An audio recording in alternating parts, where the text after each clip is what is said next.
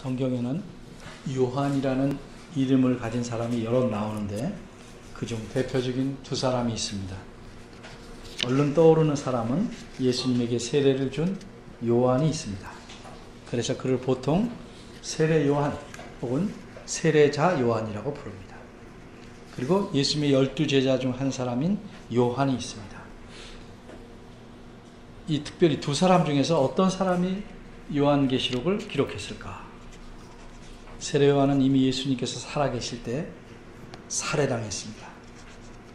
그래서 예수님의 제자인 사도 요한이 요한복음과 요한 1, 2, 3서는 물론이고 요한계시록을 기록한 분이라고 봅니다.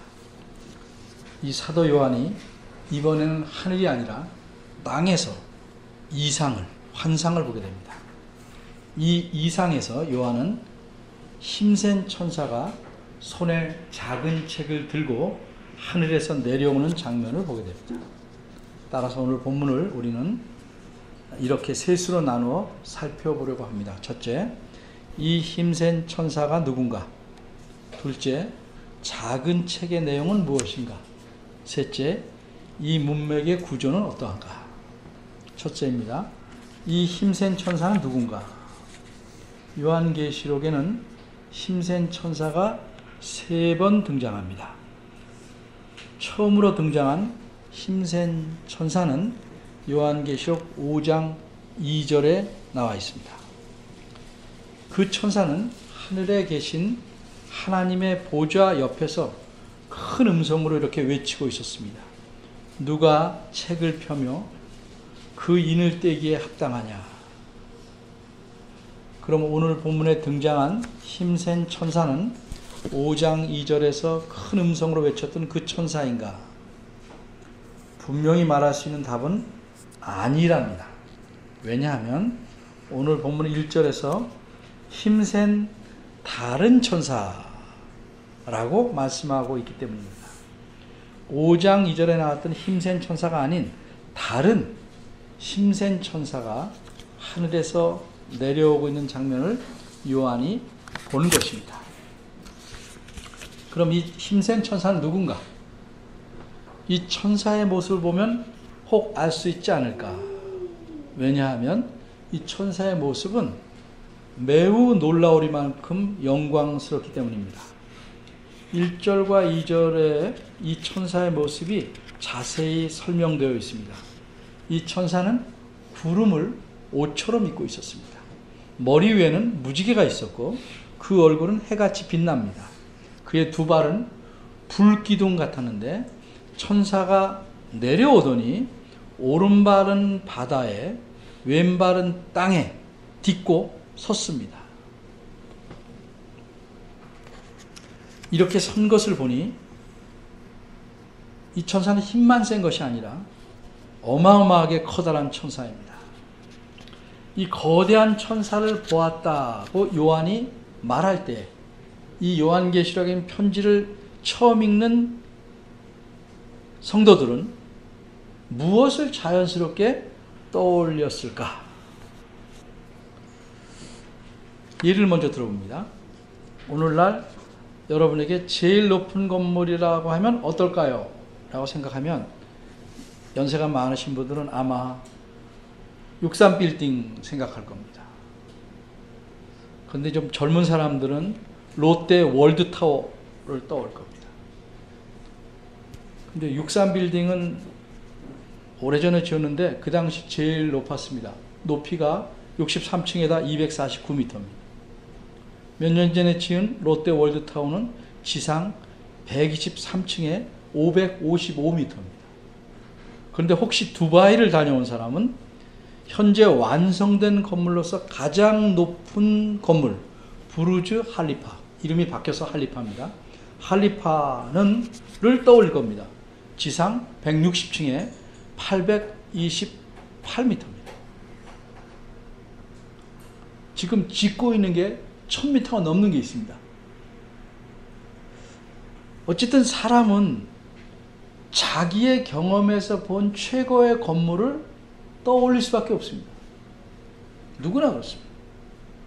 듣든지 봤든지 자기 머릿속에 있는 그것을 생각하게 됩니다. 그럼 요한계시록을 읽은 사람들은 이 거대한 천사를 봤을 때 어떤 상을 떠올렸을까? 그 당시에 사람들 가운데 널리 알려져 있던 아주 큰 동상을 떠올렸을 것이다. 이렇게 학자들은 생각합니다. 이 동상은 아폴로 신의 큰 동상이었는데 이 신이 바다와 땅 모두를 다스리는 것을 상징하기 위해서 섬에 세웠습니다. 높이는 33m입니다. 자유의 여신상에 받침대가 잡혀서 3분의 1밖에 되지 않습니다. 그래도 그 당시에는 그렇게 높이 동상을 세운다는 게 놀라운 일입니다. 이것은 12년 동안 지었는데 주전 280년에 로도 섬, 사도행전 21장 1절에 보면 로도라는 사도 바울이 이렇게 지나간 섬 이름이 나옵니다. 요새 말로는 로데스라고도 하는데 에게 남동쪽에 있는 섬입니다. 이 섬에 세워졌는데 세운 지 60년쯤 지난 주전 224년에 큰 지진으로 무너졌고 그 무너진 잔해가 흉물스럽게 어떻게 치울 수가 없어서 그대로 남아 있었다고 합니다. 그래서 요한계시록을 읽는 사람들이 살던 시대에도 그 잔해를 여전히 볼 수 있었다고 생각들 합니다. 어쨌든 이 정도 크기이기 때문에 옛날에는 그 당시 세상에서는 가장 높다고 할 만한 것이어서 이 신상은 고대 7대 불가사의 중에 하나에 속합니다. 그럼 이렇게 큰 동상을 떠올릴 만큼 크고 힘센 천사는 누굴까? 3절을 보면 이 천사의 특징이 하나 더 나옵니다. 이 천사가 말하는 음성은 사자의 부르짖는 것과 같이 큰 소리였습니다. 제가 위에서 말씀드린 천사의 모습들 또 음성을 보고 어떤 학자들은 이 천사는 예수 그리스도이시다 이렇게 말합니다. 요한계시록 1장 15절을 보면 예수 그리스도의 발을 가리켜 그의 발은 풀무에 단련한 빛난 주석과 같고 불기둥이랑 비슷합니다. 또 1장 16절을 보면 예수 그리스도의 얼굴을 가리켜 그 얼굴은 해가 힘있게 비치는 것 같다 이렇게 표현합니다. 또 5장 5절을 보면 예수 그리스도를 유대 지파의 사자라고 표현합니다. 이런 비슷한 점에 근거해서 본문에 나타난 힘센 천사는 예수 그리스도라고 합니다. 여러분 생각 어떻습니까? 그런데 이런 주장이 적합하지 않은 이유, 결정적인 이유가 세 가지 있습니다. 첫째는 요한계시록이나 그 밖의 신약성경 어디에서도 예수 그리스도를 천사라고 부른 적이 없다는 사실과 천사로 나타나신 적이 없습니다. 두 번째 이유는 본문의 5장 6절, 본문의 5절 6절을 보면 이 천사는 바다와 땅을 밟고 서 있는 채로 오른손을 하늘로 들어 맹세합니다. 그런데 이 천사가 누구를 가리켜 맹세하는가? 6절을 보면 세세토록 살아계신 자, 곧 하늘과 그 가운데 있는 물건이며 땅과 그 가운데 있는 물건이며 바다와 그 가운데 있는 물건을 창조하신 이를 가리켜 맹세합니다. 다시 말해서 이 천사는 세상 만물을 지으신 창조주 하나님을 가리켜 맹세하고 있습니다. 이분이 그리스도라도 이렇게 맹세할까? 물론 하나님 자신도 자신을 가리켜 맹세하였습니다. 그런데 하나님께서 맹세하실 때는 예를 들어서 창세기 20장 16절 보면 내가 나를 가리켜 맹세하노니 내가 이같이 하여 이렇게 말씀합니다.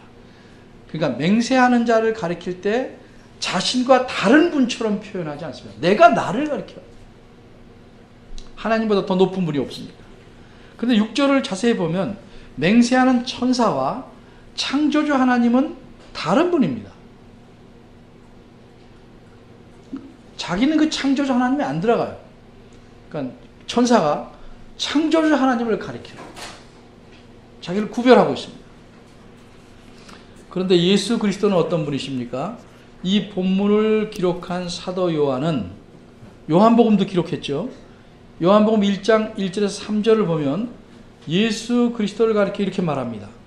이분은 하나님이시고 태초부터 성부 하나님과 함께 계셨고 세상 만물이 예수 그리스도를 통하여 지은 바 되었다고 말합니다.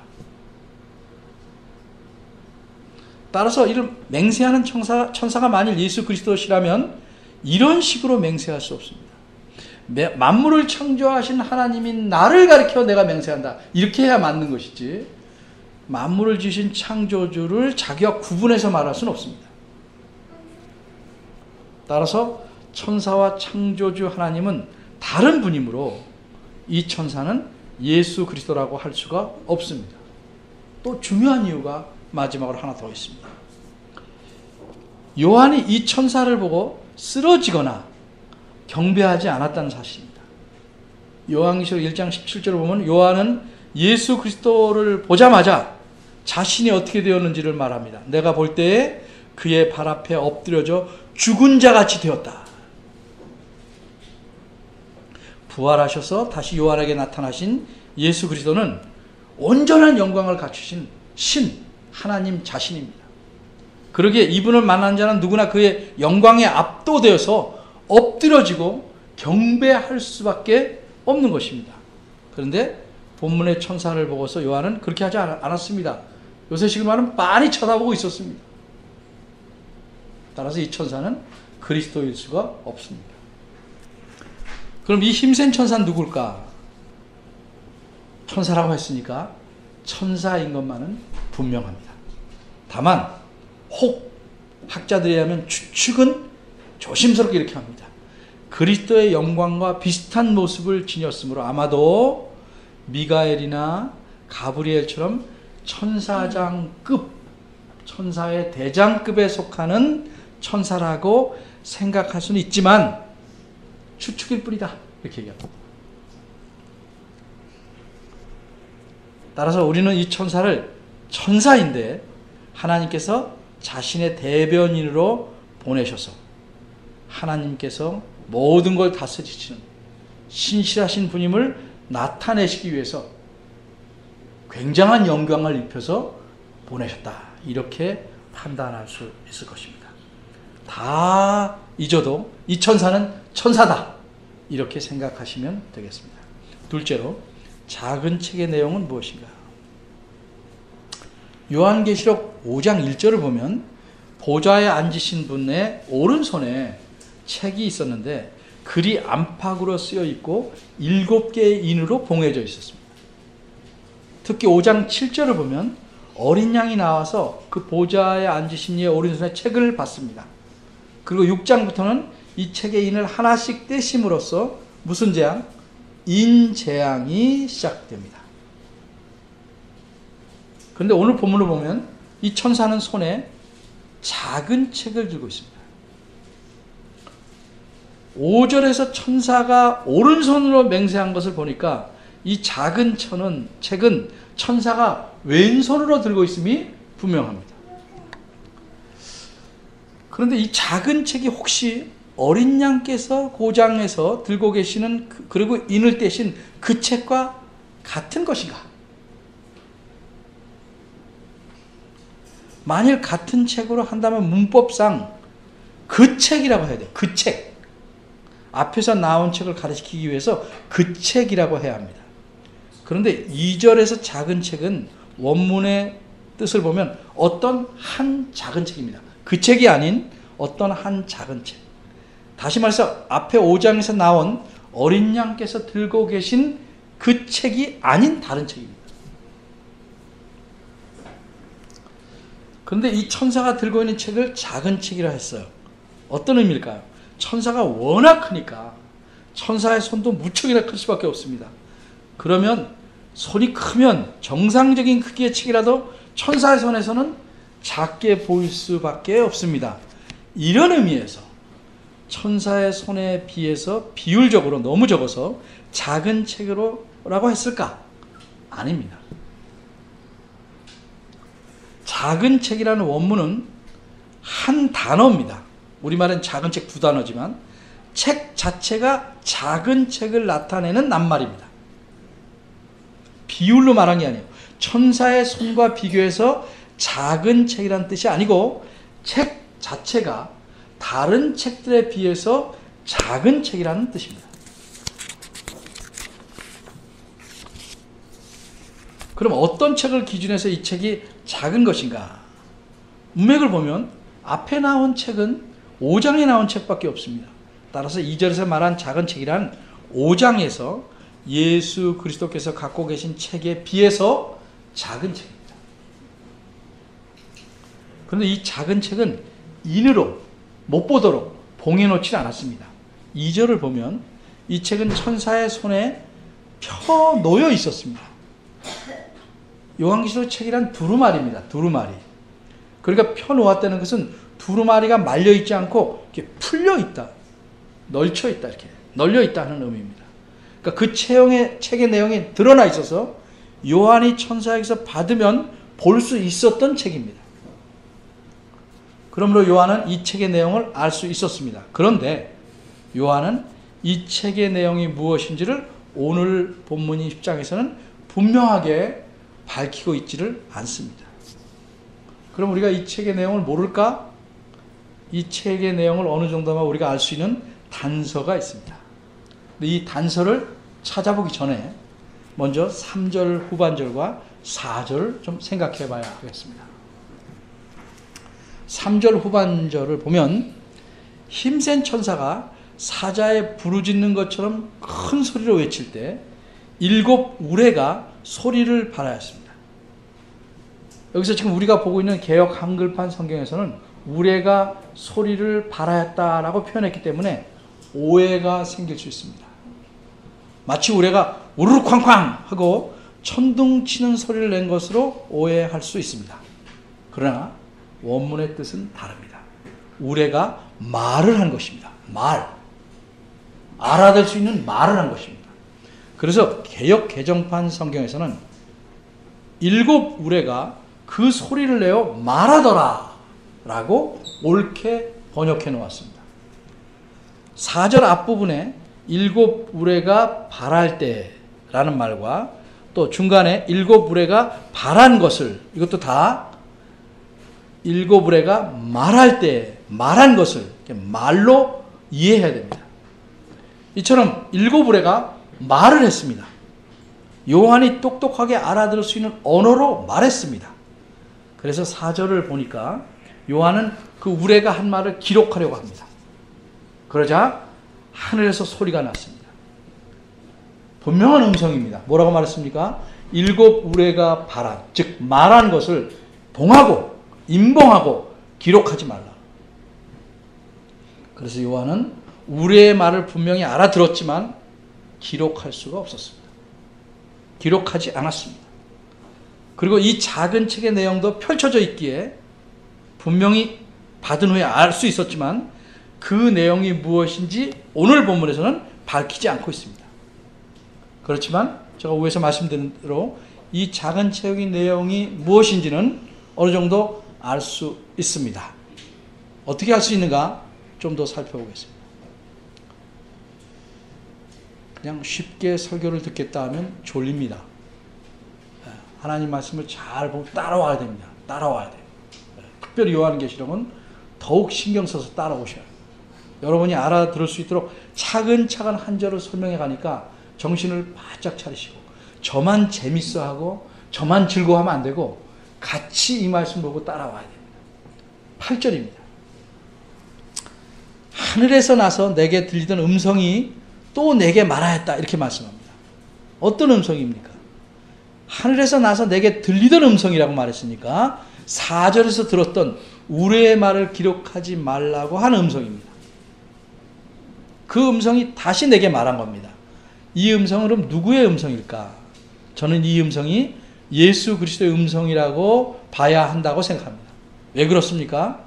요한계시록 1장 19절을 보면 예수 그리스도께서 요한에게 내가 본 것과 이제 있는 일과 장차 될 일을 기록하라, 이렇게 말씀했습니다. 그래서 요한은 계속 기록하고 있습니다. 그런데 4절에서, 오늘 본문 4절에서 기록하지 말라 하니까 요한이 멈추었습니다. 근데 이 기록하지 말라 한 음성이 그리스도의 음성이 아니었다면, 그리스도께서는 기록하라 했는데 이걸 멈출 리가 없지요. 따라서 기록하라 하신 그분이 기록하지 말라 하니까 멈출 수밖에 없는 겁니다. 따라서 8절의 음성도 4절의 음성과 같은 것이므로 그리스도의 음성이고 명령인 것입니다. 그럼 그리스도께서 무엇이라고 말씀하셨습니까? 역시 8절입니다.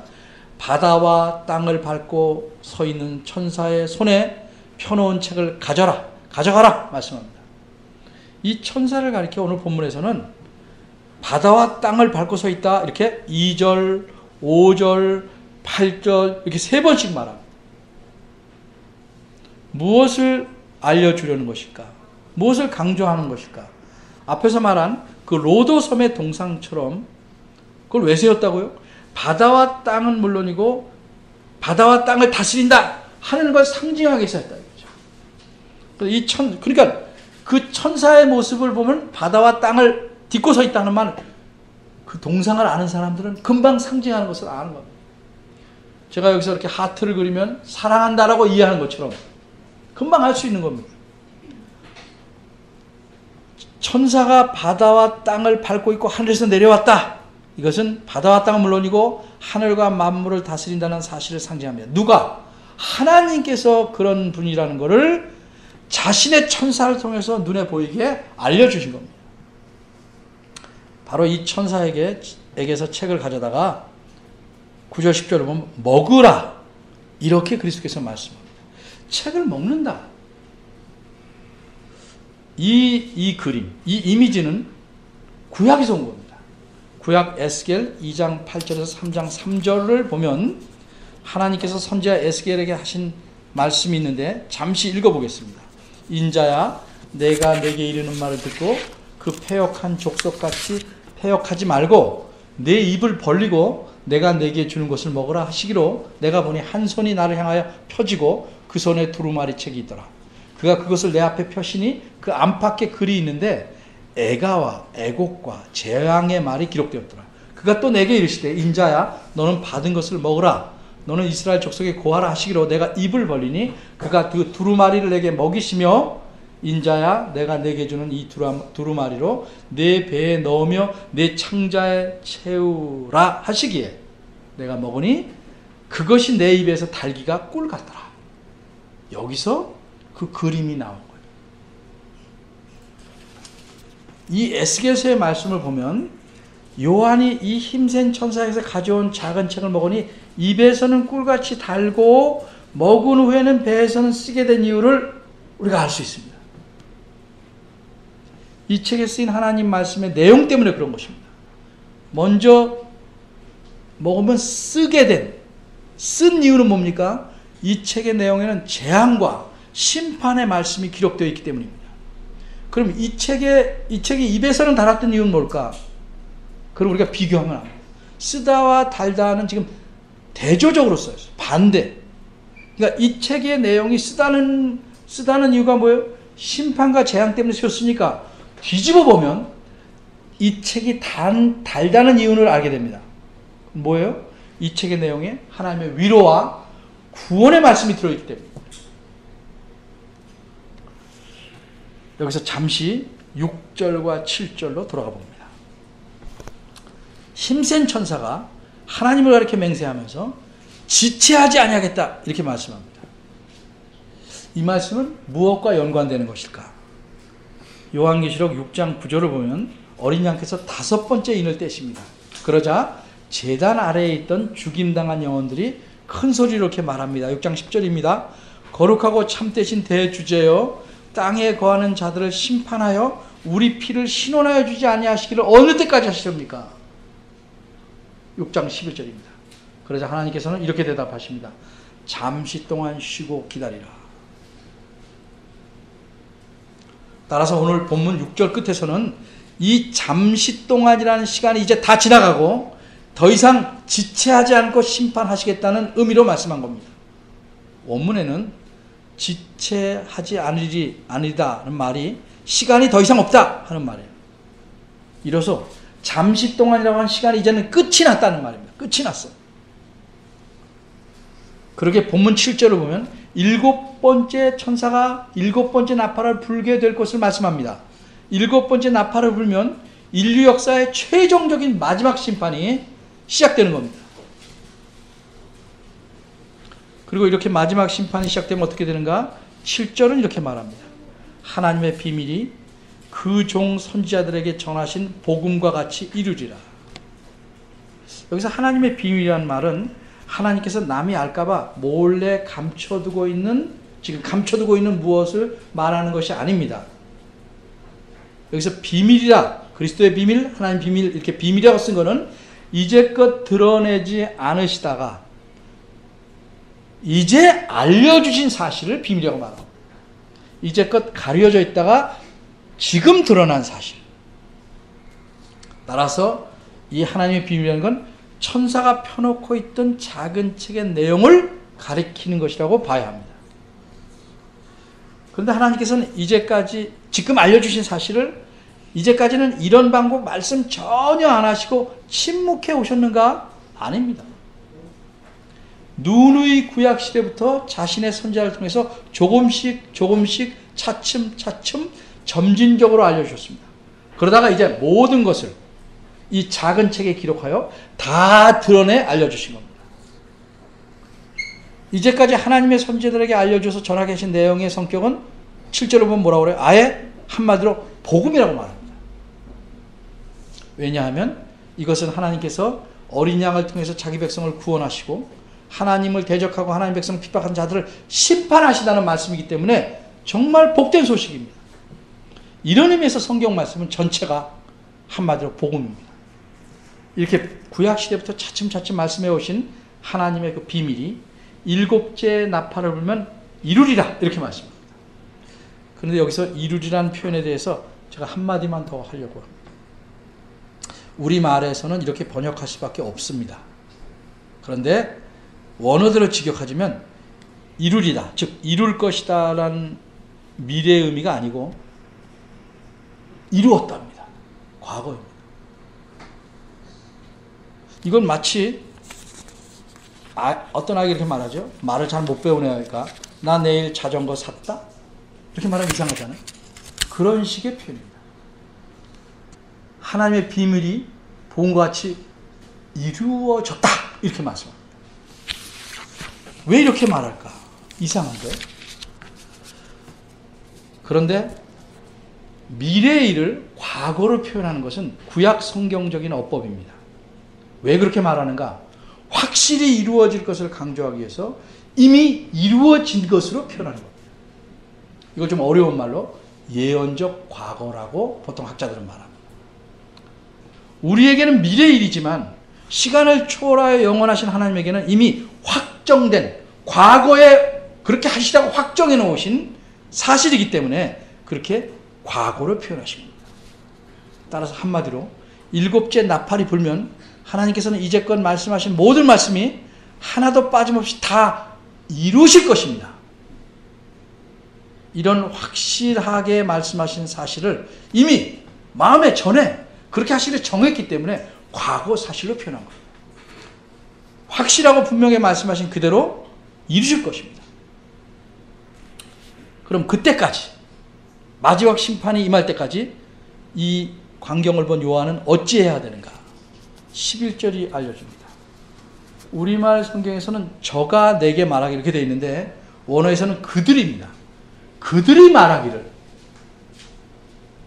그들이 누군지는 알 수 없지만 적어도 이들은 하나님께서 요한에게 천사의 작은 책을 주신 이유와 목적을 아는 하나님과 함께 하늘에 있는 무리들이다. 이렇게 생각하는 것이 안전할 것입니다. 이들은 요한에게 말하기를 내가 많은 백성과 나라와 방언과 임금들에게 다시 예언해야 하리라. 이렇게 말합니다. 그러니까 7째 나팔을 불어 마지막 심판이 임할 때까지는 하나님의 말씀, 즉 복음의 소식을 계속 전해야 한다는 사실을 말하는 것입니다. 그럼 요한만 그리하고 마는가? 요한이 죽고 그 다음에 이어지는 교회는 어찌해야 될까? 이 점에 대해서는 11장에서 말하고 있습니다. 이제 정리합니다. 이 작은 책의 내용은 무엇인가? 그것은 한마디로 크게 말하면 복음입니다. 이 작은 책 안에는 하나님의 구원과 심판을 담고 있기 때문입니다. 요한은 11절에서 예언하라는 말씀을 드렸는데, 예언한다는 건 하나님 말씀을 전하는 겁니다. 이 작은 책의 내용을 전하는 겁니다. 따라서 요한이 전할 작은 책의 내용은 무엇인가? 굵게 말하면 구원과 심판인데, 구체적인 내용은 오늘 본문에는 나타나 있지는 않습니다. 앞으로 나타날 겁니다. 전하라고 쓰면 전하게 됩니다. 그래서 적어도 최소한 요한계시록 11장부터 16장까지, 나팔장이 끝나는 16장까지의 내용일 것이고, 좀 더 넓게 본다면 22장 끝까지의 내용이라고 생각할 수 있겠습니다. 좁게 보면 16장까지의 내용이다, 이렇게 생각할 수 있습니다. 세 번째, 이 문맥의 구조, 이 본문이 들어있는 문맥의 구조는 어떤가? 지금 살펴보려는 건 오늘 본문 자체의 구조가 아니고 이 본문이 속해 있는 앞뒤 문맥의 구조를 좀 생각해 보려고 합니다. 왜 이걸 생각해 봐야 되냐면, 오늘 본문의 말씀이 기록된 목적이 무엇인지를 좀 더 분명하게 알 수 있기 때문입니다. 이제껏 제가 요한계시록에 대한 설교를 여러 번 했고 특강도 여러 번 했어요. 그렇게 살펴본 바대로 여러분이 기억하시는 것은 6번째 인을 뗀 심판과 7번째 인의 심판 사이에는 요한계시록 7장이 끼어 있습니다. 계속 진행되다가 6째 인에서 끝나고 7장이 나오고 7째 인이 8장에서 나옵니다. 그러니까 요한복음 7장이 끼어 있습니다. 이와 비슷하게 6번째 나팔 심판과 7번째 나팔 심판 사이에도 요한복음 10장과 11장 1절에서 13절에 끼어 있습니다. 왜냐하면 11장 14절에서 7번째 나팔이 시작되기 때문입니다. 지금 요 앞에 9장 12절부터 쭉 보면 6번째 나팔을 불지요. 그 9장 끝까지 계속됩니다. 그리고 10장에서 11장 13절까지 끼어 들어가고 7번째 나팔 심판이 11장 14절에서 나타납니다. 그러니까 끼어 있는 겁니다. 근데 이 끼어 있는 이 삽입된 부분에는 다 똑같이 2개의 이상을 기록하고 있습니다. 7장에서는 1장 8절까지 14만 4천 명에 대한 이상이 나오고, 9절에서 17절 뒷부분에서는 셀 수 없는 흰옷 입은 수많은 무리에 대한 이상, 이렇게 2가지 이상이 기록됩니다. 그리고 지금 10장 1절부터 10장 13절까지 나오는 이 부분, 이 삽입 부분에도 2가지 이상이 들었습니다. 10장에는 오늘 본문에서 보는 바대로 큰 천사가 지닌 작은 책의 이상이 나타나고, 11장 1절에서 13절은 이단들이 자기가 감람나무라고 떠드는 그 감람나무라고 불리우는 2 증인에 대한 이상이 나옵니다. 그 이단들의 가르침이 얼마나 틀렸는지 우리가 11장 설교할 때 다시 살펴볼 것입니다. 이처럼 이런 구조로 6번째 인과 7번째 사이의 삽입 부분, 6번째 나팔과 7번째 나팔 사이의 삽입 부분, 이런 구조로 요한계시록을 기록한 목적은 무엇인가? 그것은 한마디로 마지막 심판 이전에 하나님께서 하나님의 백성인 교회에게 위로와 소망과 확신을 주셔서 격려하시기 위한 겁니다. 두렵고 놀라운 심판 가운데서도 하나님께서는 자기 백성들에게 약속하신 대로 그들을 보호하시고 책임지셔서 반드시 구원하신다 하는 사실을 알려주므로 위로와 소망과 확신을 주시려고 이렇게 삽입 부분을 넣은 겁니다. 그러기에 이런 삽입분을 통해서 하나님의 말씀을 아는 교회, 하나님의 백성들은 어떤 상황에서도 두려워하지 말고 자신들에게 맡긴 일을 잘 감당해야 합니다. 그 일이 무엇입니까? 그리스도께서 맡기신 일입니다. 그걸 행하는 겁니다. 복음을 전하여 세상의 권세를 무너뜨리고 사람들을 그리스도에게로 이끌며 부패한 것들을 변화시키며 평화를 이루는 일입니다. 이 세상에서 복음을 전하며 복음대로 사는 것, 복음을 신철하며 산다는 것은 쉬운 일이 아닙니다. 고통과 핍박과 슬픔을 각오해야 하는 일입니다. 그래서 사도 바울이 뭐라고 그랬습니까? 디모데후서 3장 10절에서 무릇 그리스도 안에서 경건하게 살고자 하는 자는 핍박을 받으리라. 이게 말세의 특징입니다.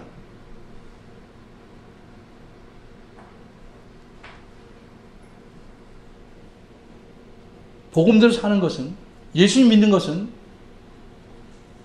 손 안 대고 코 푸는 일이 아닙니다.